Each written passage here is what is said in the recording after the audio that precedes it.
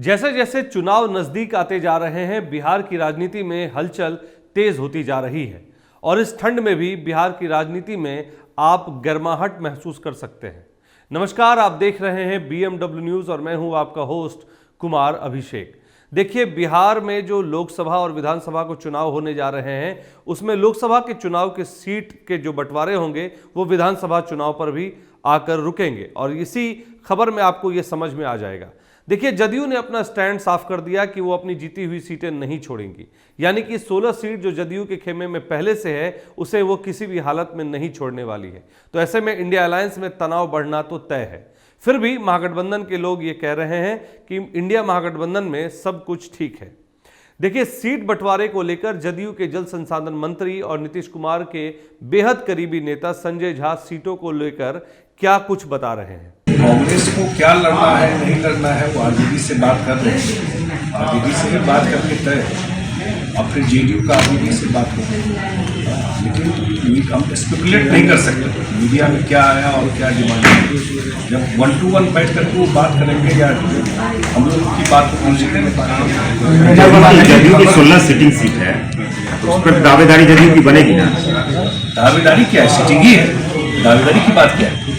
जो सीटिंग है वो सीटिंग है, उसमें कहाँ कंफ्यूजन है? वो तो सीटिंग है ही नहीं। ये सब कुछ अचानक से नहीं हो रहा। देखिए, आप अगर पुराने कुछ बयानों को देखेंगे या 5-7 दिन की राजनीतिक चहल पहल जो बिहार में हुई उस पर गौर करें तो आपको समझ में आ जाएगा कि महागठबंधन में अब कुछ भी ठीक नहीं बचा। बात हुई थी कि नीतीश कुमार को संयोजक बनाए जाने की। कई दौरों की बैठक होने के बावजूद भी इस पर कोई भी सहमति नहीं बन पाई। अब संयोजक को लेकर ममता बनर्जी का बड़ा बयान आ गया कि नीतीश कुमार को संयोजक अगर बनाते हैं तो भाजपा को एक मुद्दा मिल जाएगा कि नीतीश कुमार पर कैसे यकीन करें।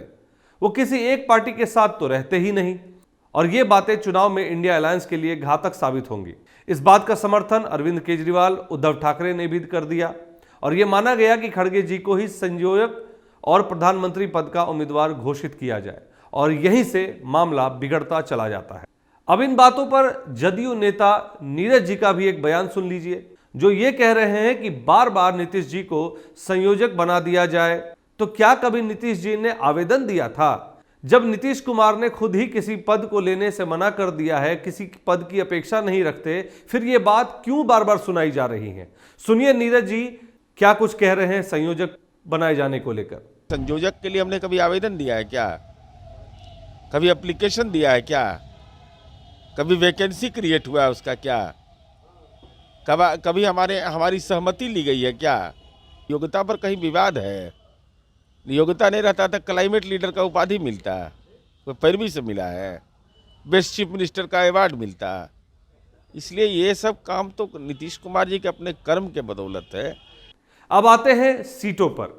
तो बिहार में 2019 चुनाव में भाजपा को 43 में से 17 सीटों पर विजय हासिल हुई और कुल वोट 96 लाख मिले।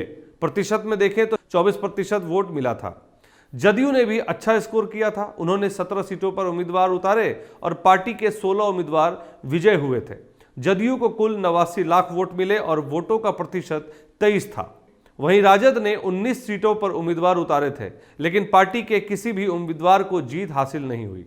प्रतिशत के आंकड़े में अगर देखें तो 16% के साथ राजद को 16 लाख के आसपास वोट मिले थे। कांग्रेस की बात करें तो कांग्रेस ने 9 सीटों पर अपने उम्मीदवार उतारे थे, लेकिन पार्टी को सिर्फ एक जीत से संतुष्ट होना पड़ा था। कुल वोट 31 लाख पड़े और उनका वोट शेयर 8% के लगभग में था। इसके अलावा वीआईपी और हम पार्टी ने 3-3 सीटों पर उम्मीदवार उतारे थे, जिसमें हम को केवल 9 लाख वोट मिले थे और वीआईपी को 6.5 लाख से ज्यादा वोट मिले थे, जिसमें हम का और वीआईपी का प्रतिशत 2-2 रहा था और दोनों ही पार्टियों का खाता नहीं खुल पाया था। और अब इन्हीं सीटों को लेकर कांग्रेस का कहना है कि पूरे लोकसभा में वो 219 पर चुनाव लड़ेंगी, जिसमें बिहार में उन्हें 43 में 9 सीट चाहिए और कांग्रेस ने दलील दी है कि जितना वोट उन्हें मिला उससे ये जाहिर होता है कि उनका कैडर वोट अभी बरकरार है और वोटों के लहजे से कांग्रेस को ज्यादा सीटें मिलनी चाहिए ताकि इंडिया अलायंस भाजपा को कांटे की टक्कर दे सके।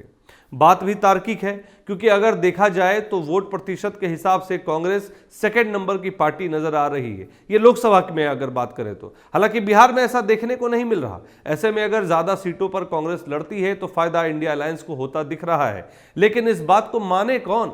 बस यहीं पर पेंच फंस जाता है, और इसलिए हम कह रहे हैं कि इंडिया गठबंधन 14 तारीख से पहले ही टूट जाएगी।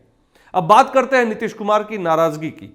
तो नीतीश कुमार की नाराजगी इसलिए है कि जब राहुल गांधी 14 तारीख से यात्रा करने पर निकलते हैं तो उसमें साफ दिखता है कि यह कांग्रेस की निजी यात्रा है, जबकि सबों का कहना है कि महागठबंधन के नाम से ये, इंडिया अलायंस के नाम से ये यात्रा शुरू होनी चाहिए। वहीं जातीय जनगणना को लेकर केरल की सभा में बात करते हैं तो वो अपने आप को अलग स्टैंड पर रखकर ये बातें कहते हैं कि जब उनकी सरकार आएगी तो वो जातीय जनगणना कराएगी, लेकिन वो ये नहीं कहते कि इंडिया अलायंस की एक पार्टी जदयू के नेता नीतीश कुमार जो इंडिया अलायंस के साथ है, उन्होंने सबसे पहले जातीय जनगणना करवाई। इसके उलट वो ये कह देते हैं कि जब कांग्रेस की सरकार बनेगी तो जातीय जनगणना करवाएगी। ऐसे में कहीं ना कहीं कांग्रेस को एक सेल्फ ओरिएंटेड गोल लेकर चलने वाला बताया जा रहा है, जो कहीं ना कहीं इंडिया अलायंस में खटक पैदा कर रही है। और यह दिखाता है कि राहुल गांधी एकला चलो की राह पर हैं। और अब सबसे महत्वपूर्ण बात, जिस महागठबंधन के ब्रिज के तौर पर ललन सिंह काम कर रहे थे, जब उन्हें ही जदयू ने एक कोने में लाकर खड़ा कर दिया तो महागठबंधन का अस्तित्व ही अपने आप में खतरे में पड़ जाता है। और इसी से कयास लगाए जा रहे हैं कि महागठबंधन में टूट पैदा हो रही है और 14 तारीख से पहले, यानी कि राहुल गांधी न्याय यात्रा से पहले ही इंडिया अलायंस टूट जाएगी। आज के विश्लेषण में आपको यहीं छोड़े जा रहे हैं। मिलते हैं अगले विश्लेषण में। आपको हमारा विश्लेषण कैसा लगा, अपने कमेंट के माध्यम से हमें अपने सुझाव और प्रतिक्रिया जरूर भेजें। साथ ही हम आपसे अपील करेंगे कि हमारी खबरों को ज़्यादा से ज़्यादा साझा करें, लाइक करें और चैनल को सब्सक्राइब करना ना भूलें। धन्यवाद।